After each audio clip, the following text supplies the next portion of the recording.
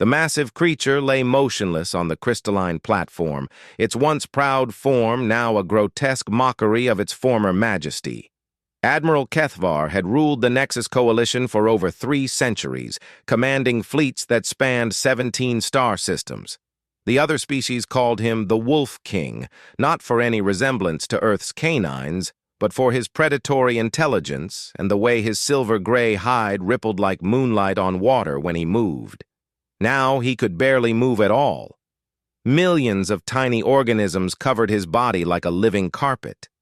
The barnacle-like parasites had started small, just a few dozen clinging to his dorsal ridge after that diplomatic mission to the Kepler reaches. The Coalition's best xenobiologists had assured him they were harmless filter feeders, easily removed with standard medical procedures. They had been catastrophically wrong. The creatures had multiplied exponentially, each new generation smaller and more aggressive than the last. They burrowed microscopic tendrils deep into his flesh, creating an interconnected network that spread beneath his skin. Every attempt at removal had failed spectacularly. Sonic disruption only made them reproduce faster. Chemical treatments dissolved his hide before affecting the parasites. Surgical removal was impossible when there were literally millions of them, each no bigger than a grain of sand, covering every inch of his 12-foot frame. Dr. Veltara, the Coalition's leading medical researcher, stood at a safe distance from the platform. Her 4 eyes regarded the Wolf King with the cold detachment of someone who had already written off her patient. The sleek reptilian had tried everything in her considerable arsenal over the past 6 months, watching helplessly as the most powerful being in known space slowly withered away. "The neural feedback is increasing," she reported to the assembled council members, her voice carrying the clinical tone that barely masked her frustration. "The parasites are no longer content with just feeding on his dermal layers. They're beginning to interface directly with his nervous system." Council member Zephyr, a crystalline being whose thoughts rang like wind chimes, projected his concern across the chamber. "Explain the implications." "The Wolf King's mind is becoming shared. The parasites appear to have developed a collective intelligence, and they're slowly integrating his consciousness into their hive network. In perhaps 2 weeks, Admiral Kethvar as we know him will cease to exist. He will become merely another node in their collective, albeit the most powerful one." The chamber fell silent except for the soft humming of life support systems and the almost inaudible chittering of millions of tiny creatures. Kethvar's breathing had become shallow, each inhalation a visible effort that sent ripples through the living carpet covering his body. "We have exhausted all medical options," Dr. Veltara continued. "I recommend we place the Admiral in stasis to slow the parasite's progress while we search for alternative solutions. It may buy us time to find a cure, though I must admit the probability of success remains extremely low." "No." The voice was weak, but unmistakably authoritative. Admiral Kethvar's amber eyes opened, focusing with difficulty on the assembled council. "No stasis. I will not spend my final days in suspended animation, dreaming their dreams instead of my own." "Admiral, with respect," Council Member Orion began, his energy being form flickering with distress. "Stasis may be our only hope of preserving your consciousness long enough to find a solution." A sound that might have been laughter emerged from Kethvar's throat, distorted by the creatures covering his vocal cords. "Hope! Look at me, old friend. Your greatest minds, your most advanced technology, your medical miracles, all useless against organisms so primitive they don't even have individual brains." The bitter truth of his words hung in the air. The Coalition represented the pinnacle of galactic civilization, encompassing dozens of species with technologies that could reshape planets and extend lifespans for millennia. Yet they stood helpless before a swarm of parasites that operated on principles so alien to their understanding that their science might as well be superstition. Dr. Veltara's scaled hands worked frantically across her holographic interface. Perhaps if we attempted a full-spectrum biological reset, combined with quantum molecular reconstruction. You've tried 17 different approaches, Kethvar interrupted, each one more desperate than the last. We both know this is beyond your capabilities. The admission stung, but none of the council members could argue. They had watched their leader deteriorate despite the most advanced medical intervention in the galaxy. The parasites seemed to adapt to every treatment faster than the doctors could devise new ones. "Sir," a junior aide whispered into the chamber's communication array, "there's an incoming transmission from the Outer Rim. A human medical ship requesting permission to dock." The council members exchanged glances. Humans were relatively new to galactic politics, having only achieved faster-than-light travel within the past century. Their technology was crude by coalition standards, their medical knowledge practically medieval. Most species regarded them as enthusiastic but primitive newcomers who would need several more centuries to contribute meaningfully to galactic civilization. "Why would a human ship come here?"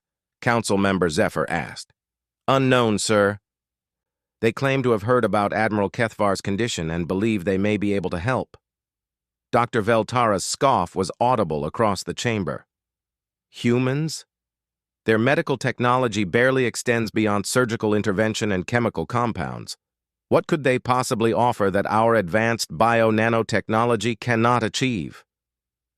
Kethvar's eyes had closed again, but his mind still functioned with the sharp clarity that had made him the Coalition's most effective military commander. "Let them dock," he said quietly. "Admiral, surely you cannot be serious," Orion protested. "Human medicine is centuries behind our capabilities. They still use mechanical tools for surgery. Their diagnostic equipment requires physical contact with patients. They haven't even developed proper bioregeneration technology." "And yet," Kethvar observed, "our advanced technology has failed completely. Perhaps a more primitive approach might succeed where sophistication has failed." Dr. Veltara stepped forward. "Admiral, I understand your desperation, but allowing untested alien medical procedures could accelerate your condition's progression. The risk is enormous." "The risk of doing nothing is certain death within 2 weeks," Kethvar replied. "The risk of trying something new is uncertain death, possibly sooner. From my perspective, the choice is obvious." 20 minutes later, the human medical ship established a docking seal with Coalition Station Prime. The vessel was ancient by galactic standards, its hull scarred by countless journeys through uncharted space. The name painted across its bow read Hippocrates in both human script and galactic standard.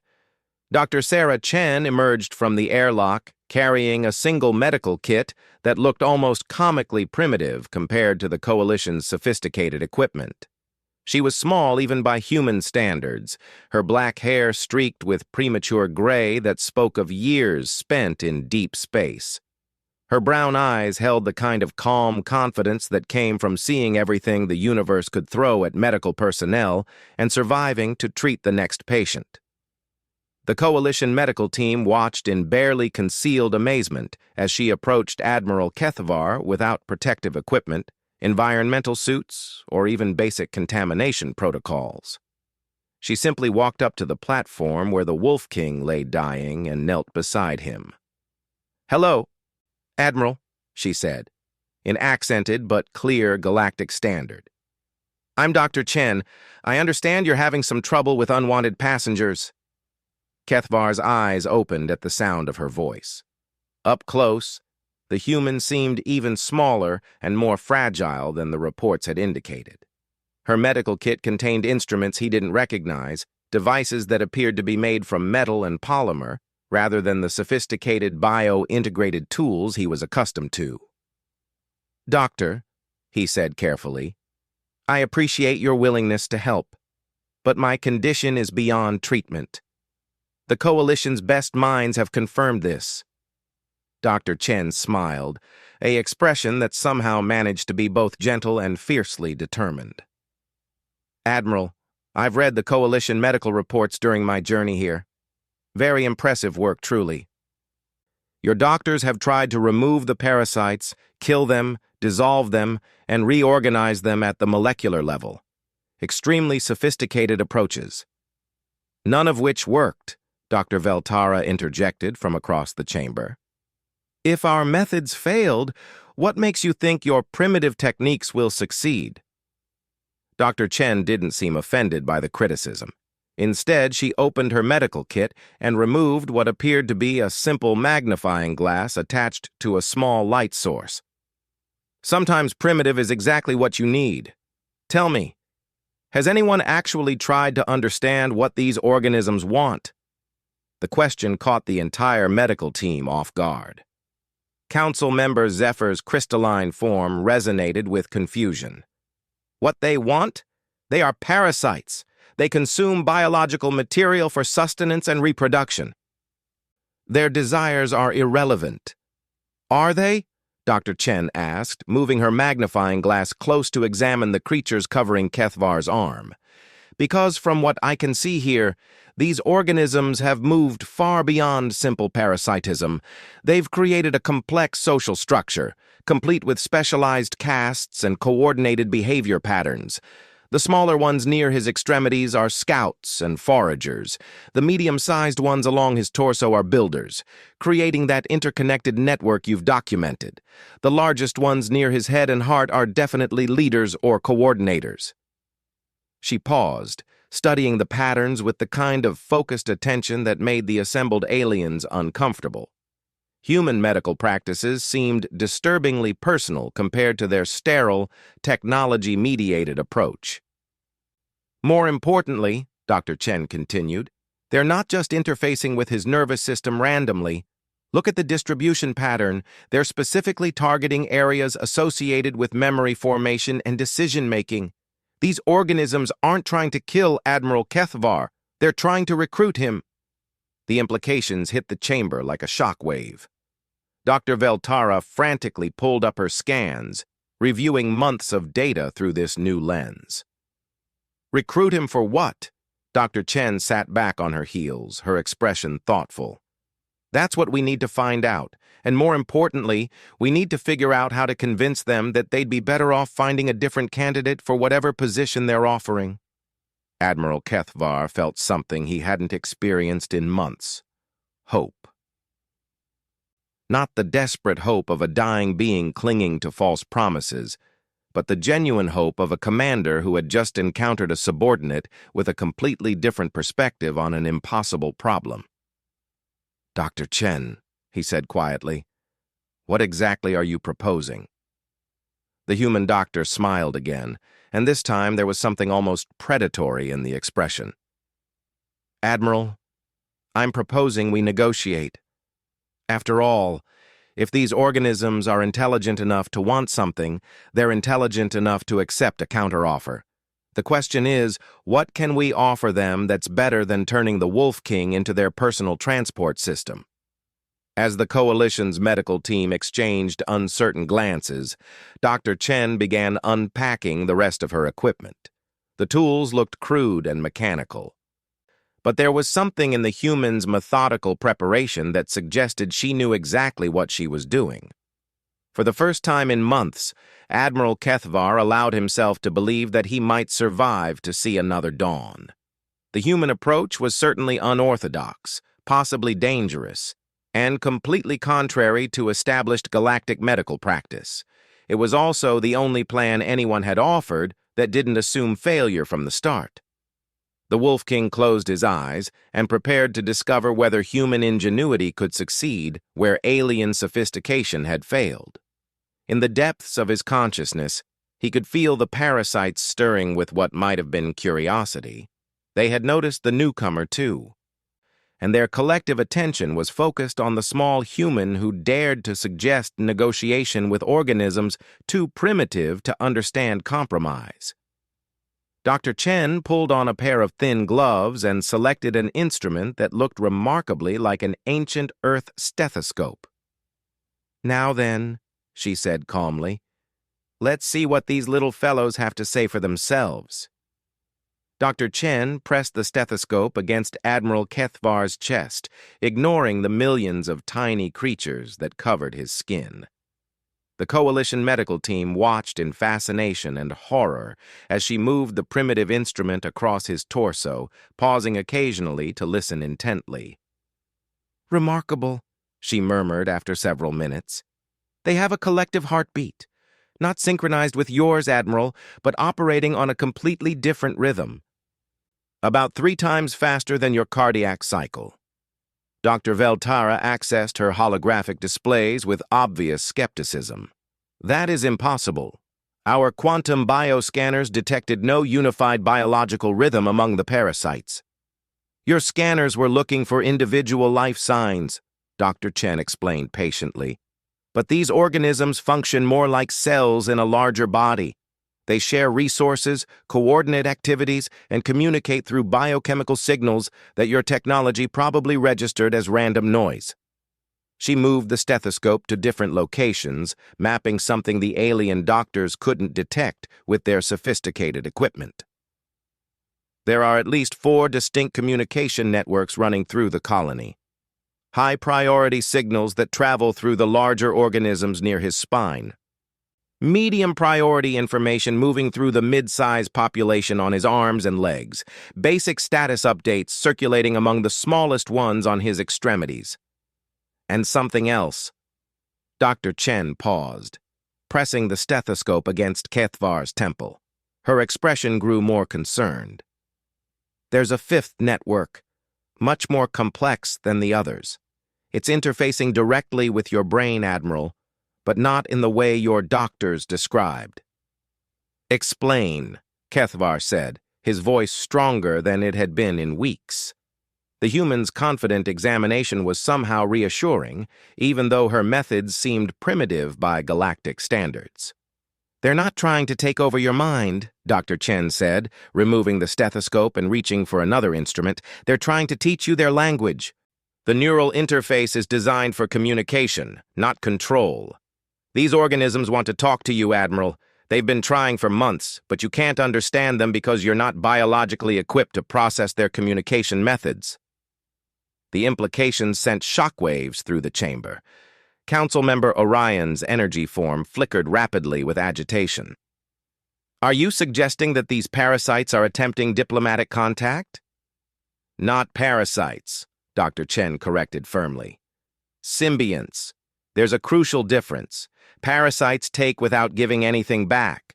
Symbionts offer mutual benefit.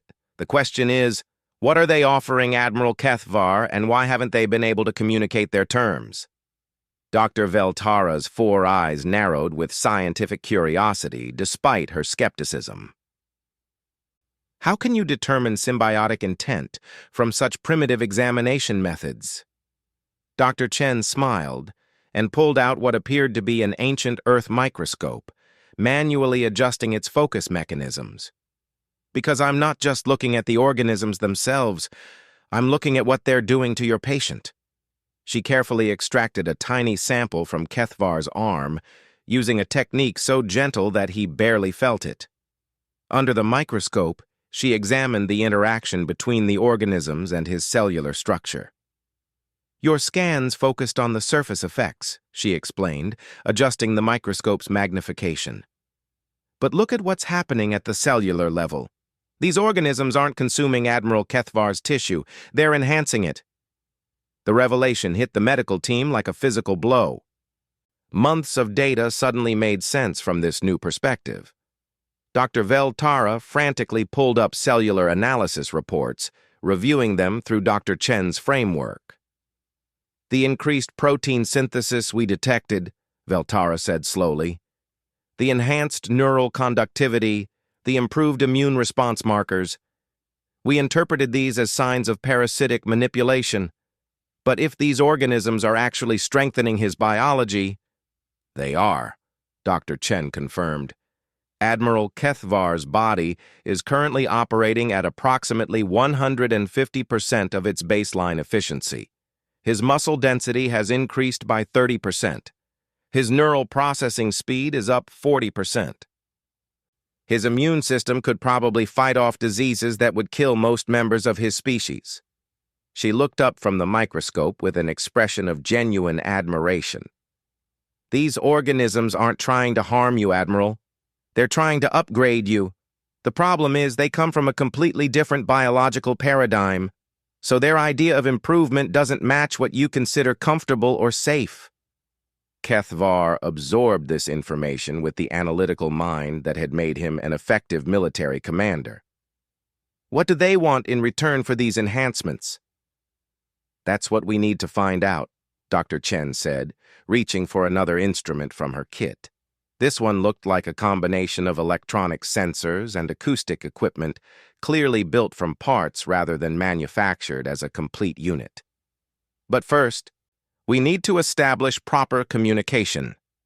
Dr. Veltara stepped forward, her professional curiosity overriding her skepticism about human medical capabilities. How do you propose to achieve interspecies communication with organisms that operate on a collective consciousness level?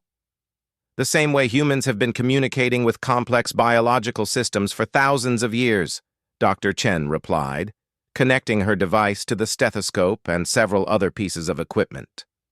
We learn to speak their language. She activated the device, and immediately the chamber filled with a complex series of sounds. Rhythmic pulses, harmonic frequencies, and subsonic vibrations that the aliens hadn't even known existed. The Coalition's advanced sensors had completely missed this acoustic component of the organism's communication system. The effect on the creatures covering Admiral Kethvar was immediate and dramatic. The constant chittering that had persisted for months suddenly organized into clear patterns. The random movement across his skin became coordinated and purposeful. Most remarkably, the organisms began changing color in synchronized waves that rippled across his entire body. They're responding, Dr. Chen said with satisfaction. Now we just need to figure out what they're saying. For the next several hours, she worked with methodical patience that impressed even the alien medical team. She used techniques that seemed almost primitive. Visual observation, acoustic analysis, pattern recognition, and simple trial-and-error communication attempts. But gradually, a picture emerged of what the organisms wanted. They're explorers, Dr. Chen announced after analyzing hours of communication patterns. Deep space explorers from a region of the galaxy that's completely unknown to the Coalition. They've been searching for suitable hosts for generations, looking for beings capable of surviving in the vacuum of space for extended periods. Council member Zephyr resonated with confusion. But Admiral Kethvar cannot survive in vacuum. No biological entity can. He couldn't before, Dr. Chen corrected. But with their enhancements, he could. The organisms have been modifying his physiology to enable deep space survival. Enhanced tissue density, improved cellular oxygen storage, resistance to radiation, protection against pressure changes. They're essentially offering to make him into a living spaceship. The chamber fell silent as the implications sank in. Admiral Kethvar would gain abilities that no known technology could provide. The capacity to travel through space without a vessel, to survive in environments that would kill any other biological entity, to explore regions of the galaxy that were completely inaccessible to conventional space travel. The problem, Dr. Chen continued, is that they never asked permission. Their species doesn't have individual consciousness the way we do, so they didn't realize that Admiral Kethvar would want to maintain his separate identity while gaining their enhancements. Kethvar felt the creatures stirring across his skin, their patterns shifting in response to the conversation. For the first time in months, he could sense meaning in their movements, as if Dr. Chen's communication device had unlocked a translator he hadn't known he needed. What are they offering exactly? He asked. Dr. Chen consulted her readings, translating the complex biochemical and acoustic signals into terms the Admiral could understand. Partnership. They want to explore the galaxy together. You would retain your consciousness and decision-making capabilities, but gain their collective knowledge and enhanced physical abilities. In exchange, you would carry them to new star systems and help them find other suitable hosts for their exploration program. And if I refuse, they'll leave, Dr. Chen said simply. They're not parasites, remember? They're partners. If you don't want the partnership, they'll find someone who does. The only reason they haven't left already is that the neural interface process is delicate. Removing themselves now, before the integration is complete, would probably kill you. Dr. Veltara's scaled hands worked frantically across her holographic interface, processing this revelation. Are you saying that the Admiral's deteriorating condition is actually the organisms trying to leave? Exactly. They've been trying to reverse the enhancement process for weeks, but they don't understand his biology well enough to do it safely. Every attempt to extract themselves has caused more damage because they're operating from incomplete information. Dr. Chen turned to Admiral Kethvar with the matter-of-fact directness that humans seem to apply to impossible situations. So, here are your options, Admiral. You can accept their partnership and become something new. A hybrid being capable of exploring regions of space that no one else can reach. You can reject their partnership and work with me to safely remove them, which will return you to your normal biology, but might take several weeks of careful extraction procedures. Or you can try a third option that I think might interest you, which is negotiate better terms, Dr. Chen said with a smile that reminded Kethvar why humans had earned respect throughout the galaxy despite their primitive technology. These organisms are intelligent and flexible. If you don't like their standard partnership package, we can probably work out something more suitable to your needs. Admiral Kethvar felt something he hadn't experienced since the organisms first appeared. Genuine curiosity about the future. The human doctor had transformed his death sentence into a business negotiation. And as a military commander who had negotiated treaties across 17 star systems, he found himself remarkably comfortable with this change in perspective. Dr. Chen, he said thoughtfully, what exactly did you have in mind? The human's grin became positively predatory. Well, Admiral, you're the commander of the most powerful fleet in known space. These organisms are deep space explorers with knowledge of uncharted star systems and enhanced biology that could revolutionize space exploration. It seems to me that both sides have something the other wants, but neither side is offering terms that work for everyone involved. She began adjusting her communication device, preparing for more complex negotiations. What if we could arrange for voluntary partnership? The organisms could enhance willing volunteers from your fleet, creating a new class of deep space scouts. In exchange, the coalition gets access to their knowledge of uncharted systems and their biological enhancement technology. The organisms get multiple hosts for their exploration program instead of just one, and everyone involved chooses to participate. Dr. Veltara stared at the human in amazement. You are proposing to transform the nature of space exploration itself. Why not? Dr. Chen asked. Humans have been solving impossible problems by changing the fundamental assumptions for centuries. Sometimes the best solution isn't to defeat your opponent or submit to their demands. Sometimes the best solution is to find a way for everyone to get more than they originally thought possible. Admiral Kethvar felt the organisms across his skin shifting into new patterns. Their collective attention focused on this unprecedented possibility. For generations, they had searched for individual hosts, accepting isolation and limited exploration in exchange for survival. The concept of voluntary partnership with an entire civilization was something they had never considered. The enhancement process would need to be modified, Dr. Chen continued, consulting her readings of their communication patterns. Individual consciousness preservation, voluntary participation, reversible procedures for those who want to return to baseline biology. It's more complex than their current approach, but definitely achievable. And you believe this negotiation is possible? Kethvar asked. Dr. Chen nodded confidently. Admiral, I've been listening to their communication for hours now. These organisms are pragmatic, intelligent, and goal-oriented. They want to explore the galaxy, not conquer it. They want partners, not slaves. The fact that they've been trying to leave rather than harm you when the partnership wasn't working proves their good intentions. She made final adjustments to her communication array. Besides, what's the worst that could happen? If they reject our proposal, we're back to the extraction option. But if they accept, we're looking at a revolution in galactic exploration that benefits everyone involved. Admiral Kethvar closed his eyes, feeling the weight of decision that would affect not just his own fate, but potentially the future of galactic civilization. The organisms covering his skin pulsed with anticipation, waiting for his choice.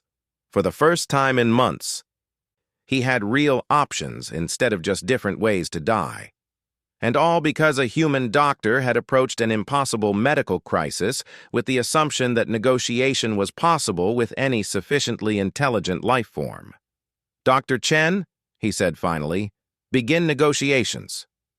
The negotiation began with a cacophony of sounds that made the coalition medical team wince. Dr. Chen's communication array translated the organism's collective voice into patterns of tone, rhythm, and frequency that gradually became comprehensible. What emerged was not the primitive consciousness the aliens had expected, but a sophisticated intelligence that had been trying to communicate for months. The organisms called themselves the Wanderers, and they had been exploring the galaxy for thousands of years. Their proposition to Admiral Kethvar was simple. They would enhance his biology to survive the void of space in exchange for transportation to new star systems. What they hadn't understood was that individual consciousness mattered to species like his, and that taking without asking was considered hostile rather than beneficial. "They're apologizing," Dr. Chen translated, adjusting her equipment as new communication patterns emerged. They didn't realize that the enhancement process would cause distress because their species has always been collective. The concept of individual identity is foreign to them. Admiral Kethvar felt the organisms across his skin shifting into what he was beginning to recognize as emotional patterns. The constant discomfort he had experienced for months wasn't pain from parasitic infection. It was the collective anxiety of beings who realized they had accidentally harmed someone they wanted to help. "Tell them I accept their apology," he said, his voice stronger than it had been in weeks. "And ask them to explain their exploration goals." The translation process took several minutes, during which Dr. Chen worked with the patience of someone accustomed to communicating across species barriers. The aliens watched in amazement as the human doctor's primitive equipment achieved communication that their quantum bio-interfaces had failed to establish. "They're searching for something they call the origin point," Dr. Chen finally announced, "a region of space where their species first achieved consciousness. They've been wandering the galaxy for millennia, following genetic memories and cosmic radiation patterns, trying to find their home." Council member Zephyr's crystalline form resonated with fascination. A species-wide pilgrimage spanning thousands of years? More than that, Dr. Chen continued, listening to the complex harmonics emerging from her speakers. They believe that finding the origin point will allow them to achieve their next evolutionary phase, but they need hosts who can survive in the deep void between galaxies, in regions where conventional space travel is impossible. Dr. Veltara stepped forward, her scientific curiosity overriding her earlier skepticism. The biological enhancements they provide would enable survival in such environments. Complete environmental independence, Dr. Chen confirmed. Enhanced cellular oxygen storage for years without breathing. Radiation resistance that would allow exposure to cosmic phenomena that would destroy any known vessel. Tissue density modifications that provide protection against extreme pressure variations. And sensory enhancements that would allow navigation through regions of space where conventional instruments fail. Admiral Kethvar absorbed this information with growing interest. As a military commander, he recognized the strategic implications of such capabilities. Coalition space exploration was limited by life support technology and hull integrity. Biological enhancement would open regions of the galaxy that were currently beyond reach. "What do they offer in exchange for this partnership?" he asked. The communication process intensified, with Dr. Chen's equipment barely keeping pace with the complexity of information being transmitted. When she finally translated the response, the chamber fell silent. "Everything," she said quietly. "Complete access to their galactic exploration database spanning thousands of years. Star charts for regions unknown to any current civilization. Knowledge of cosmic phenomena that could revolutionize space travel, and biological enhancement technology that could transform the nature of galactic exploration. The price? Voluntary hosts who are willing to spend years or decades in deep space, carrying wanderer colonies to unexplored regions. The enhancement process is permanent, but consciousness integration is completely voluntary. Enhanced individuals would retain their own identities while gaining access to wanderer collective knowledge." Dr. Veltara's 4 eyes widened as she processed the implications. "They are offering to share thousands of years of galactic exploration data in exchange for transportation and partnership?" "More than transportation," Dr. Chen clarified. "They want true partnership. Enhanced humans or aliens would have access to wanderer sensory capabilities that can detect habitable worlds from light years away, predict cosmic weather patterns, and navigate safely through regions of space that conventional wisdom considers impassable." Admiral Kethvar felt the organisms across his skin pulsing with something that felt remarkably like hope. Through Dr. Chen's communication array, he was beginning to sense their individual personalities within the collective consciousness. They were explorers and scientists, driven by curiosity rather than conquest, seeking knowledge rather than territory. "Dr. Chen," he said thoughtfully, "ask them about the reversibility of the enhancement process." The negotiation continued for another hour, with details emerging that transformed the crisis into the most significant opportunity in galactic history. The Wanderers could modify their enhancement process to allow voluntary withdrawal from the partnership. Enhanced individuals could choose to return to baseline biology, though they would lose access to Wanderer knowledge and capabilities. More importantly, the organisms could establish symbiotic relationships with volunteers rather than random hosts. Instead of one reluctant partner, they could work with dozens or hundreds of willing explorers, each enhanced for specific types of deep space investigation. "They're proposing a new kind of space exploration program," Dr. Chen announced after the complex translation process. "Enhanced volunteers working in partnership with Wanderer collectives, exploring regions of the galaxy that no conventional vessel could reach. The knowledge gained would benefit both species and any others who chose to participate." Council member Orion's energy form flickered with excitement. "The scientific implications are staggering. Access to unexplored stellar phenomena, unknown civilizations, cosmic regions that our current technology cannot approach."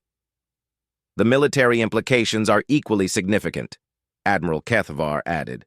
"Enhanced scouts could provide early warning of potential threats from beyond known space. The intelligence-gathering capabilities alone would revolutionize galactic security." Dr. Chen smiled at the enthusiasm building in the chamber.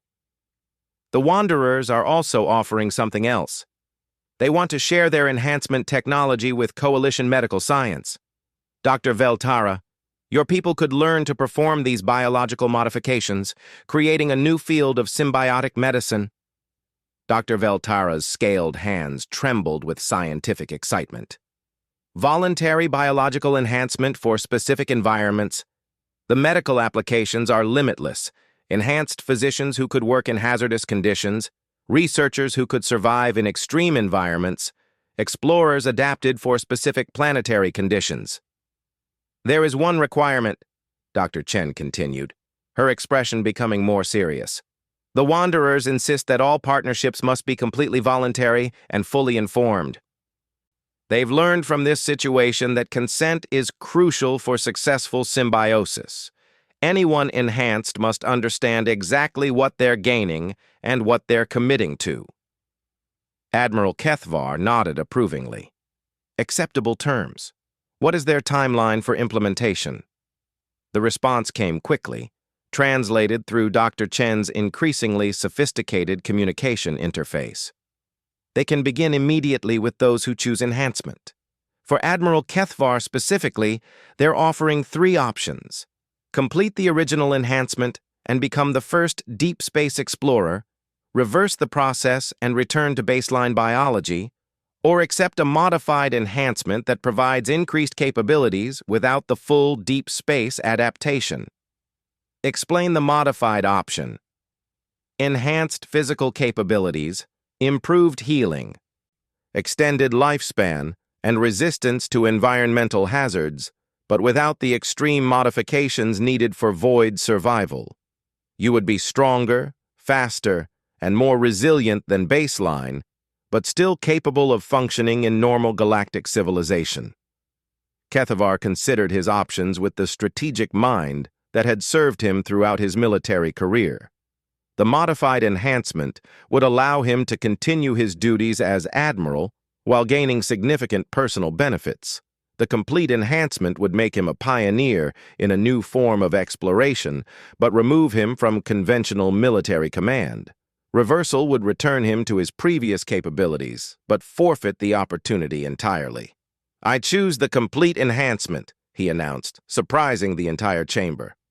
The Coalition needs someone to lead this exploration program, and commanders should never ask subordinates to take risks they wouldn't accept themselves. Dr. Chen nodded approvingly. The Wanderers are honored by your decision. They're requesting permission to complete the enhancement process properly, with your full cooperation and understanding. Granted. What followed was unlike anything the Coalition medical team had ever witnessed. Under Dr. Chen's guidance and translation, the organisms covering Admiral Kethvar shifted into new configurations. The random distribution that had characterized the failed symbiosis was replaced by purposeful organization. Larger organisms moved to strategic positions along his spine and major organ systems. Smaller ones formed communication networks across his skin. The chaotic parasite colony became a coordinated biological enhancement system.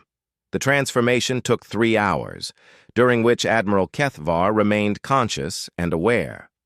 Dr. Chen's communication array allowed him to understand what was happening at each stage, turning what had been a terrifying loss of control into a fascinating biological collaboration.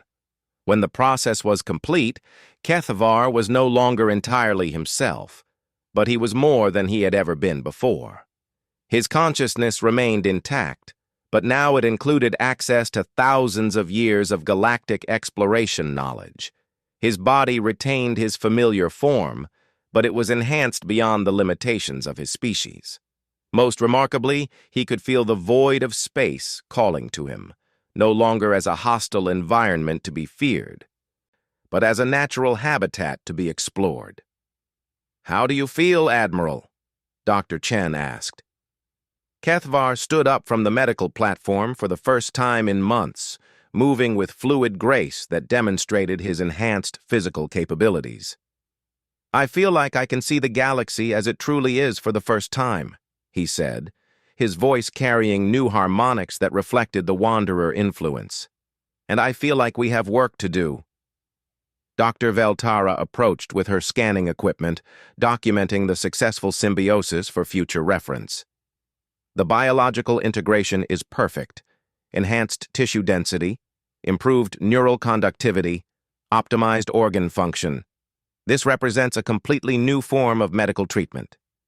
"Not treatment," Kethvar corrected gently. "Partnership.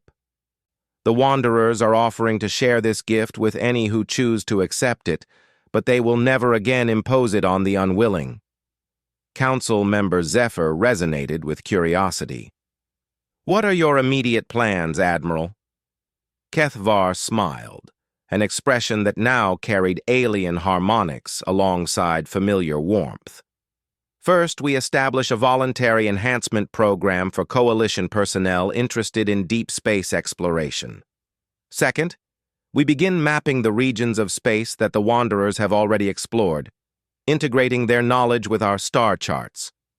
Third, we prepare for the greatest expansion of galactic exploration in recorded history." He paused, looking directly at Dr. Chen. "And fourth, we make sure that human medical knowledge becomes an integral part of this program." Dr. Chen's communication breakthrough was the key to solving what every advanced civilization in the galaxy considered impossible.